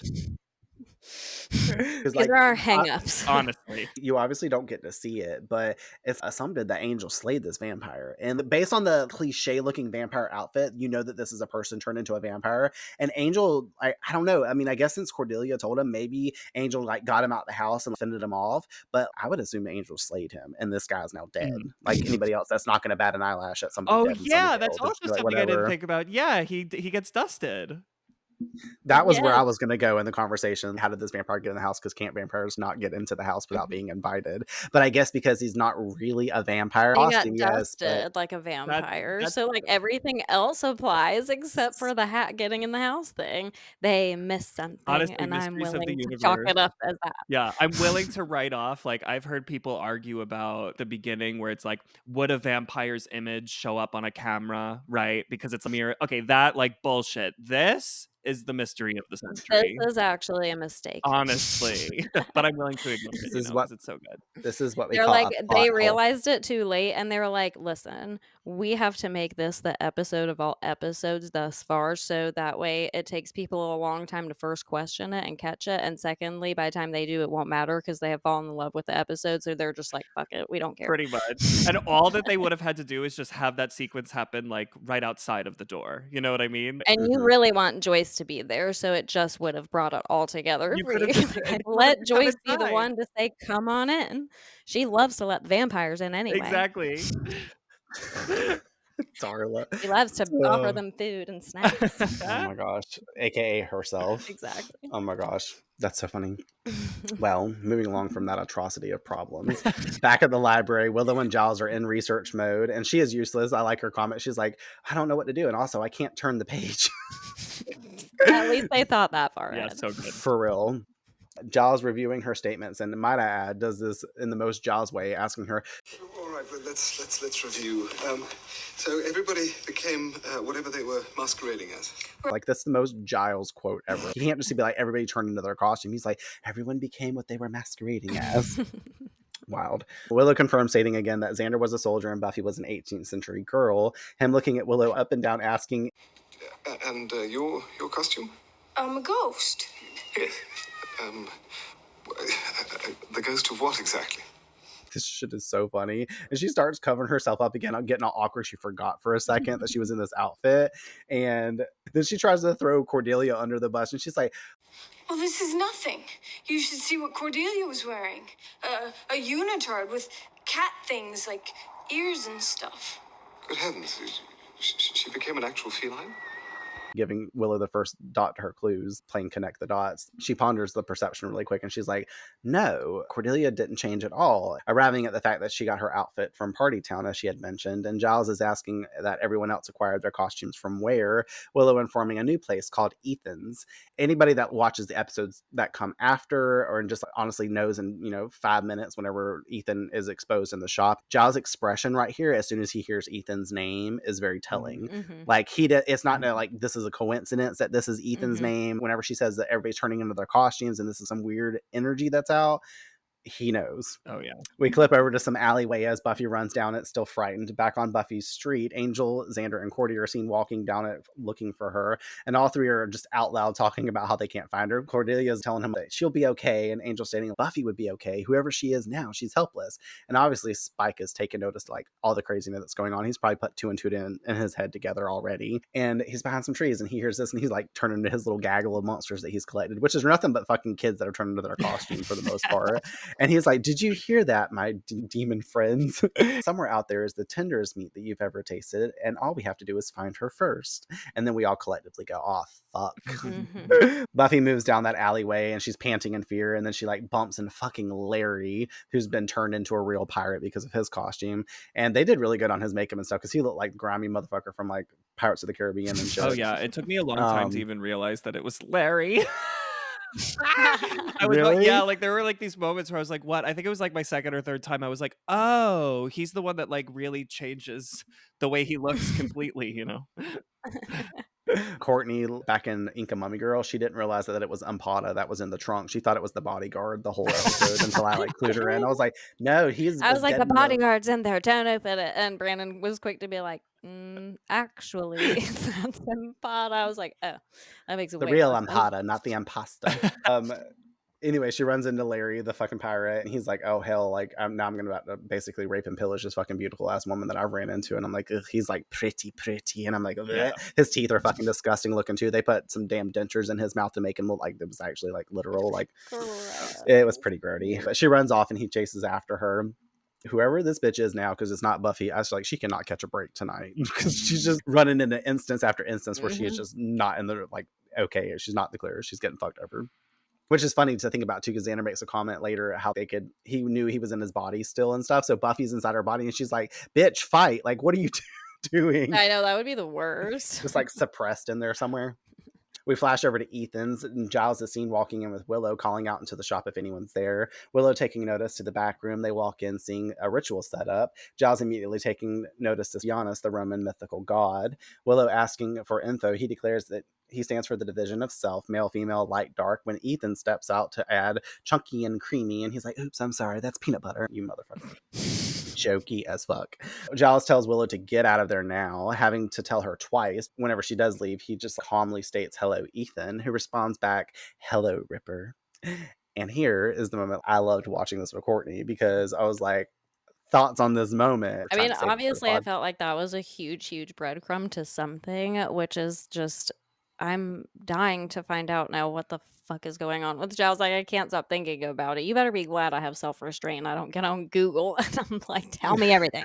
Looking up all the spoilers. Yeah, and I won't, because I don't want to ruin it for myself or anybody else. But yeah, it was like the biggest. I never even questioned Giles's backstory, I realized, until this moment. And so I think that, like, to me, I didn't even think about where Giles came from or any of that, or what his past might look like. So I don't know. I'm really intrigued now, and I'm practicing all my self-restraint. I love it. In the alleyway, Buffy hasn't gotten far before she trips as the pirate Larry closes in on her, pushing her against my future container home in my notes. He's like, he pushes her up a freaking cargo crate, and we're like obsessed with making container homes in the mountains somewhere. And it sucks because this is the second time the show has brought up the possibility of rape in here. The show really likes to go there, and it carries bad energy. But I was like, Joyce will not be having this. Positive energy only. But thankfully, Xander crashes into him, having found them, taking on Larry to fight him, and they duel for moments as Cordy comes up to Buffy with Angel. And I like this point because Cordelia is understanding that Buffy doesn't know who she is, and she actually genuinely is like, are you okay, Buffy? And she's like on the ground cowering. She's scared of Angel, claiming that he's a vampire. And Cordy looks to Angel saying she's got this delusion about you being a vampire, but doesn't quite get the words out before being like, forget it, and telling Buffy it's okay, he's a good vampire. And I'm like, bitch, you still don't know that she's just not believing it. At this point, I really want to know what episode Cordelia, because I don't know when Cordelia sees him in vamp phase at this point, because I can't remember. Eventually, she really does come to understand that he is actually a vampire, but at this point, she's like being jokey with it. She's like, all right, I'll play along, Yeah, I'd be curious, to focus on that too, actually, when she actually knows or when she accepts it. Just something, once again, we never get. We just get thrown this information that it's like out there for forever for us to never know collectively. Buffy does collect herself to believe that Angel's a friend, like Cordy is explaining, and Angel runs up by Xander, who has just laid Larry out to rest, saying that it's strange that beating up that guy gave him a weird sense of closure. And I thought it was funny that he gets this moment, because at the beginning of the episode, he didn't get to stand his ground, and now he did get it, so that's why he's getting this vibe. And now I'm kind of confused that you didn't initially, your first couple of times watching it, understand that was Larry because of this comment. I was a little kid. Like, I was like, oh, it's something else in a pirate costume that reminds him. I don't know. It was... I got it eventually. Yeah, you were like reaching with it. That's what I would have done too. Yeah, not trying to call you out. Okay, I originally wasn't going to comment on that because I knew that this would follow it. But I was like, you know what? If we're talking about my Buffy experience, let's go. Listen, our favorite thing on this podcast is just being authentically ourselves when we get here. So if that means throwing yourself under the bus, we're right there. We're going to run you right over. Dumb. Also, you didn't talk about one of my favorite Cordelia quotes. Okay, well, give it to us. When she's like, what's your deal? Take a pill. What's your deal? Take a pill. I say that to people all the time, like when they're in the alley. I love that. I don't always include every I little know. piece of dialogue. I used to do that in the first season, and then I got so tired of I was like, I need to learn how to paraphrase because we'd be sitting here for 8 hours trying I to was gonna talk say, about the yeah, the episode. lines are just so good. But I like that you brought it up. Yeah. Yes, Me too. I do like that. Willow comes running up to them, alarmed, saying that they've got to get inside as we see Spike and his gang come around the corner in the distance, and Angel saying that we need to get into one of these warehouses that they're by.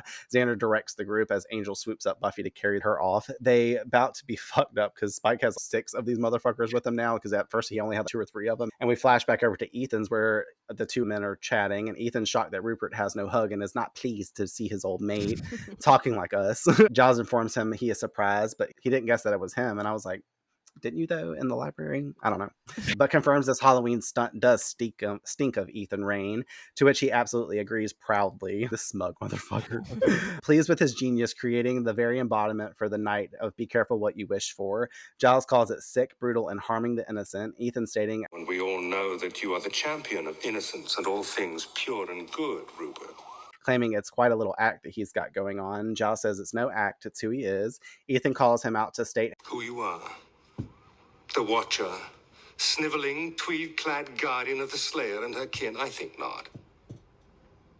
I know who you are, Rupert, and I know what you're capable of.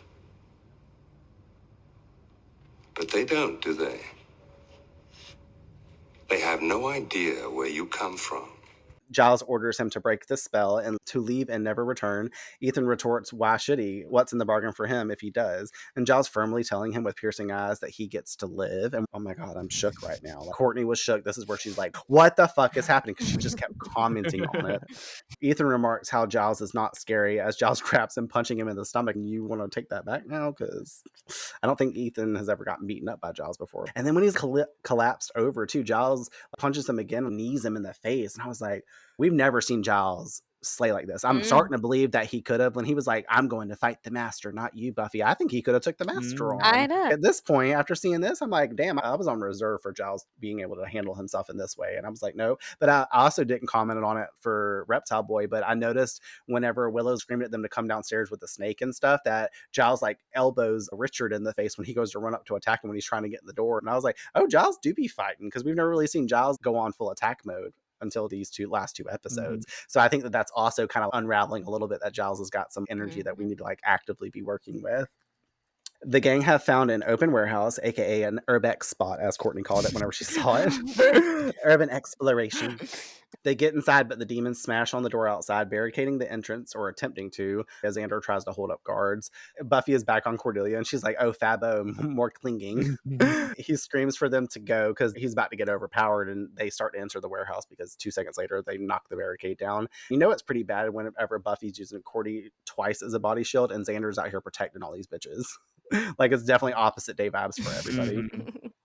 Over at Ethan's, he's on the floor saying, and you said the Ripper was long gone, to Giles, who is standing before him cleaning blood off his knuckles. Fuck, he's been laying into this guy while we have not been seeing it. It's so brutal. Telling Ethan to tell him how to stop the spell. Ethan calls out, say pretty please, and Giles does, in the form of cranking back a leg and kicking Ethan hard in the back again.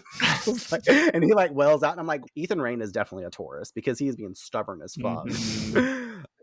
In the warehouse, the gang are being held back by all the monsters. Spike has caught up to Buffy and has her singled out, commenting on her shaking in terror as a lost little lamb, smacking her across the face with the back of his hand, speaking to how he loves it. Angel calls out her name, struggling.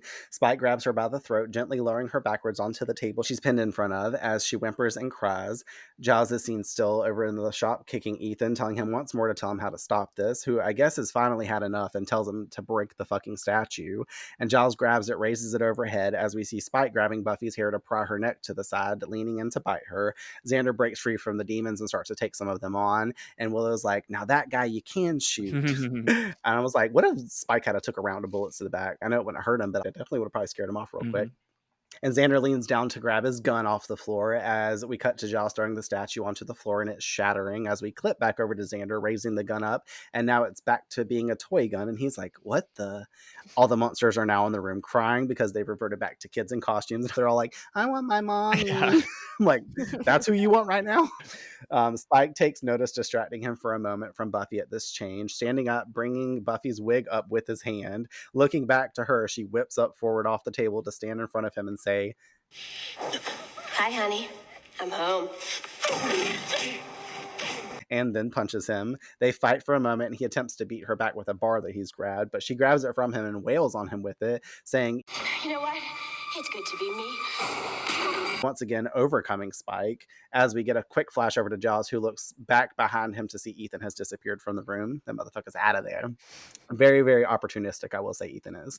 Spike stands growling at Buffy and running out of the room, and I was like, Buffy, just let him go. I guess this isn't the time or place to deal with him because all these kids are in here crying about how they want their mommy. The last thing Buffy can do is incite violence in front of all these kids and slay a vampire and have them going home and like talking about this like elaborate ass shit. And the parents are going to be like, you've had too much candy, honey. And they're like, okay, Timothy. Okay, Thomas. Xander approaches Buffy, welcoming her back. She returns the gesture. Cordy calls out, they remember, and Xander saying, yes, it was like they were there but couldn't get out. And Cordelia is like, Yeah, I know the feeling. This outfit's totally skin tight. girl. I was like, what the fuck? That is not what they meant. But also, once again, self-centered Cordelia making something about her relevant. So good. She'll take any opportunity to talk about herself. Angel walks over to Buffy asking if she's okay. She says yeah, and he places a hand on her shoulder. Then the two walk off from Xander and Cordy, who just expresses, hello, I was talking here. Xander looking over at her to say, and I love this quote, give it up, Cordy. You're never going to come between those two. Believe me, I know. Thank God, because maybe this will mean, one, Cordy will get off Angel's dick from now on, and two, finally, this kind of makes it apparent now that he's, in a way, understanding and moving on from the fact that Buffy is not going to see him in this way, and he might as well just not be on the reserve about Angel anymore.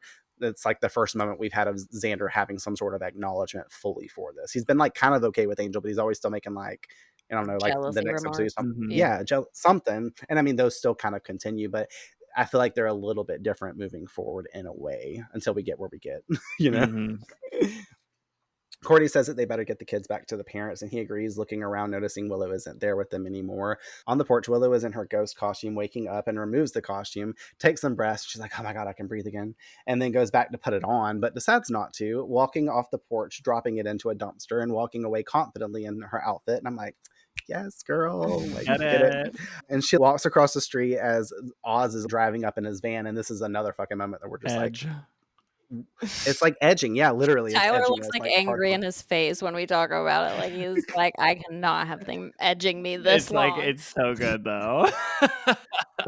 Once again, mirroring the same exact quote that he said the last time. He's like, who is that girl? Because he keeps seeing this girl and he just doesn't get the opportunity to talk to her. I'm like, He get could out the have. fucking Get van and go out the chase her down. van. He Yes, but he's dives not out of supposed the to, he's car. not supposed to meet this Willow, I guess.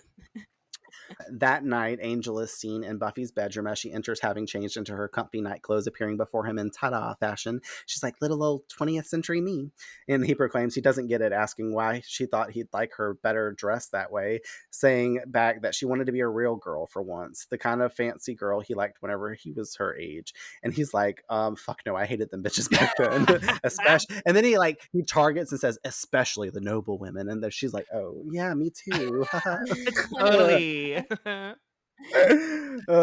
Saying that they were incredibly dull, simpering morons, and saying that he always wished he could meet someone exciting. Looking over to Buffy, continuing, interesting. And she's like, really? Scooting in closer to him. Interesting how? And he says she knows, leading them into flirty vibes as they begin to kiss. And honestly, it's the longest set of kisses that we've really ever seen from the two. There's more passion here. It's not the same kind of kiss we saw in Angel when they had their first kiss. They just literally get to hang out on her bed at home while Joyce is not there and make out. Yeah, it's hot. And we fucking love Yeah, it. I wrote still the sexiest kissers. Yeah. Literally. And then we get our last little scene. We flash to the next day at the shop, and Giles enters, and the place is cleared out, empty for the most part, and Ethan has packed up and left town, so we think. Giles moves over to the counter, where he takes notice and finds a note that states, be seeing you ... As Giles looks up to us very ominously at the camera, just staring off as we fade to black, and here endeth the episode. So fucking metal. That ending is awesome. Truly. For metaphor, we do have a little bit going on here. I kind of gave my take on it and a little bit from Mark Field's book, as I usually do. But Mark Field tells us that Buffy's world is changing. Drusilla makes those comments in her vision that everything is switching outside to inside and that someone's come to change it all. And then we cut to Ethan doing his invocation ritual. The two-faced statue in metaphor looks backward to Buffy's adolescence and forward to her adulthood. Season 1 began very light in tone, and this has continued into season 2. But from here on out, the tonal shift of the show is occurring, really starts to unfold, and everything from here pretty much grows darker as it progresses. If Giannis is the division of self, then in essence, Buffy's splitting up in this episode because part of her is fantasizing whether she can give up the hard road to her destiny and just be a girl, but the human side feels inadequate and she is seeing herself more as like a helpless person or hopeless girl whenever she thinks about Angel and that like he would be more attracted to a person like that. But on the flip side, we know that she's the Slayer and has to continue in the direction that she's called to, that of the Slayer, and that's the side that Angel finds more thrilling. As he says at the end, he like looks for somebody with more excitement and stuff because the girls were boring to him. On my side of it, to speak on everyone's change, I realize Buffy's costume serves to make her feel more feminine and normal versus her normal day-to-day slay heavy thing, because we get the heavy feature in the beginning of the episode where she like comes in not feeling like herself, not being able to just be a girly girl that's just hanging out and doing all those normal things, painting her nails, whatever, yada yada. But this is the kickstart of her wanting to change again and be normal. As we saw in Reptile Boy, the pressures were kicking in and they were starting to manifest for her again, because in Inca Mummy Girl, we were like going on a big hype about how Buffy, when she couldn't go to the dance, she just was like, oh, okay, we have Slayer business to take care of. It seemed like she was actually compelled to just do her Slayer duty. And then she backtracks immediately in Reptile Boy and just like feels all that pressure coming on again. So it's interesting how this remanifests for her, and then she actually gets her desires whenever Ethan casts his spell. Willow too here. Now I do love that she decides after having to wear the sexy costume unwillingly by the episode's end, she doesn't just put it back on and dump it in the trash bin, releasing it in a way symbolizing her embracing something more secure within herself and boosting her esteem, which lays out some groundwork from here on out that Willow will also be shifting and taking some steps toward adulthood, and also for the series, because she's not going to be the same girl that we've been seeing. And it's a great imagery to see her release the costume as her former self. Like, we're big on releasing and letting go parts of ourselves that just aren't for the next chapter and serving our purpose anymore. And I feel like Willow really starts to do this here. And she walks on with pride, which is awesome. I also love, speaking of the Willow thing, rewatching this episode specifically, I really noticed it. I love that in order for Willow to take charge and gain this sort of confidence through the episode, is she's forced to do it. And it's like something that I think is really good about Buffy's writing, where, you know, you could have done Willow taking charge because that feels like the right thing to do, but this was like she had to because she's the only one. So what's interesting too is it's a small step for her because she had to, so it wasn't really her decision, but she embraces it. So it also leaves room for her character to decide to take charge too, you know, if like you can feel where that's going, kind of a thing. So I think that it's like a testament to the writing there for sure.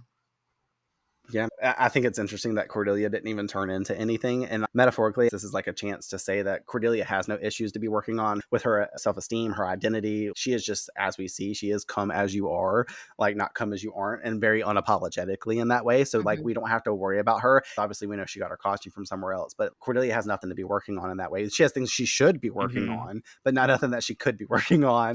And I like between Buffy and Xander is very complimenting how both Buffy and Xander feel insecure about themselves and they parallel each other, with Xander being like his outfit and energy this episode was more about the masculine and Buffy's is obviously the feminine. Buffy ruined Xander's chance to stand up for himself and do something manly, and he claims his position of power wasn't there whenever he could have fought off Larry and protected, you know, and then like, it was nice because he got to protect her later under the spell's influence, which kind of sealed up all that energy. But it was like paralleling the two of them, saying that Buffy and Xander, they both had the kind of same challenge this episode about overcoming something within themselves and their natural insecurities about whatever's going on in their life. It will be intriguing to see what unfolds with Giles as well, just because in an episode all about embracing your true identity, we learned from Ethan there is more to Giles that we don't know, and Giles didn't have to change into a costume or be under the influence of Ethan's chaos magic. Ethan revealed and exposed to us the flip side of Giles that we have not seen through his experiences of his past or anything like that, or within knowing him so far, leaving us with questions on like Giles' identity, like who is Ripper, what did they do in the past that was so bad. And I love the reveal and chance to explore Giles's past, preferably one that's polar opposite than the man that we've been seeing and learning from this far. And just like Giannis, Giles has a different side, another face that we have not seen. So I like how the imagery for the episode is all about taking off the mask that you wear. Because we all wear masks on Halloween, and revealing something that's like maybe subconscious or underlying, or just the revelation that occurs when you actually have a full-on reveal. Yeah. I will say overall, just thoughts on the episode though, like obviously a lot is unpacked within the events of it. Not only do we have the fun concept of a Buffy Halloween, but we get to explore like an emotional realm for our characters, and they all have impactful realizations or coming of energy presented to them. Cordelia, even though lesser than the others, at least learns Angel's a vampire in this, whether she believes it or not. So that's like a big reveal for the episode to finally, like you were saying, that they hadn't cleared that up yet, and maybe it was like loose footed, so they wanted to throw that in there. I also think it's interesting that she continues to make her claim on Angel, and then like by the end she's gonna see that it was all wasted effort because she can't do that. Xander's dynamic with the soldier costume this episode opens up the potential and a pathway we will see later on in the season as a key thing for him, which is really cool, just to like breadcrumb Courtney going in. Willow gets the chance to break out of her shell, which we all love, and we get another moment from Oz seeing her, but he still hasn't been able to talk to her, so we got to keep an eye out for what's coming with that. And Buffy gets to see kind of what it's like being a normal girl, and also knowing that being a normal girl might not be such a fun idea, because especially now that she knows what goes bump in the night, she can't really go back from that. That's a direct quote that I threw in there from a future episode as well.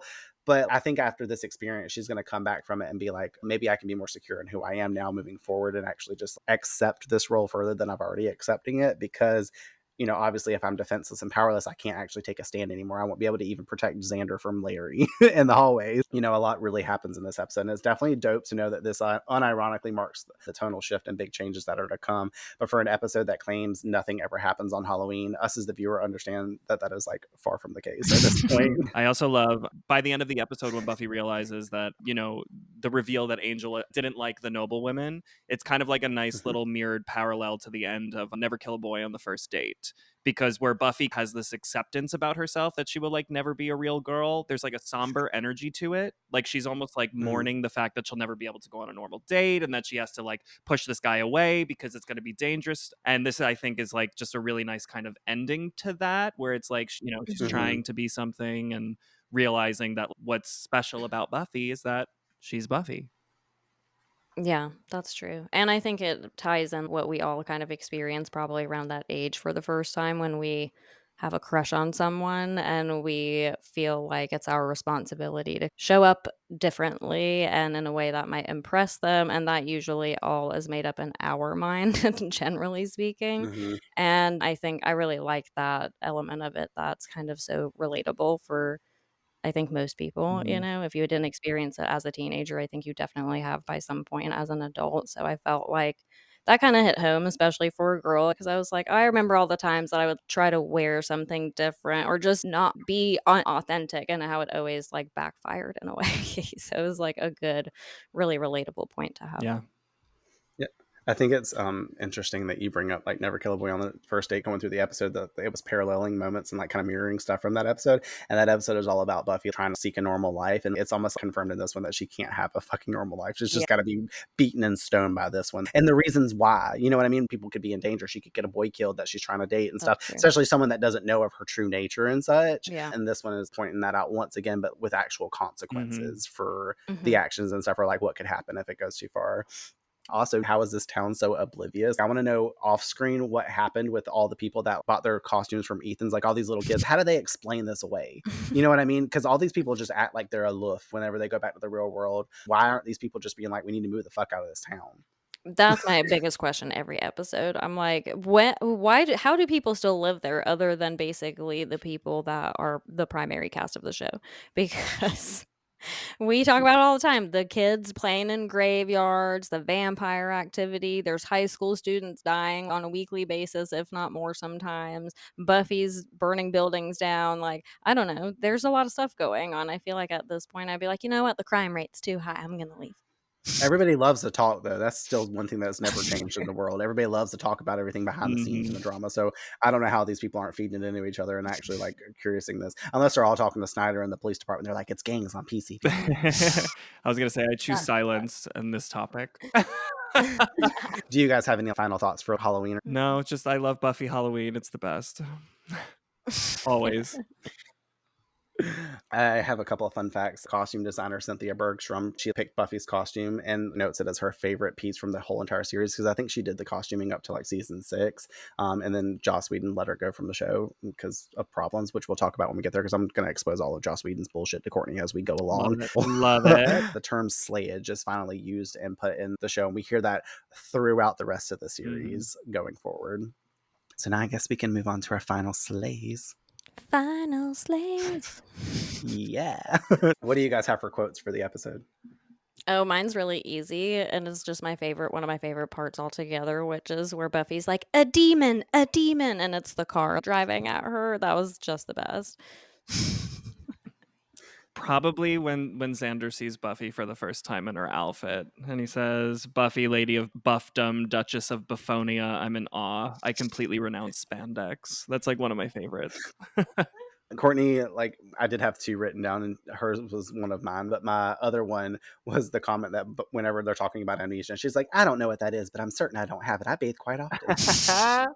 Just because it's the most unrelated Buffy thing we've ever heard. It's just not Buffy as herself, and I'm just like, this bitch right here, I'm done with her. That was like the moment I'm just like, she's senseless. It's not honestly, honorable episode. mention too to when Buffy turns to Xander and goes, are you feeble in some way? Love that part. Normal Xander would have been like, yes, but no. Shining Slayer. Mine was Daddy Giles because I like the scenes with him being badass with Ethan, and ultimately, obviously, for breaking the statue, he clearly saved the day. But I also wrote as a follow-up Xander taking charge along with Willow the whole episode, because those two had to run off and go tell Giles what was happening to inform him that was Willow, but then Xander was fighting the monsters and protecting everybody the whole episode. So I guess he's technically like the full Shining Slayer in my eyes, because he was actually guarding and defending before Angel came along, you know? Willow was mine because, like Tyler pointed out earlier, that she was luckily the only one who was still kind of able to be herself. So she was the only point of reference that they really had, other than like when Cordelia showed up, which naturally wasn't until like way later when it wouldn't have mattered anymore because they would have started doing way different shit.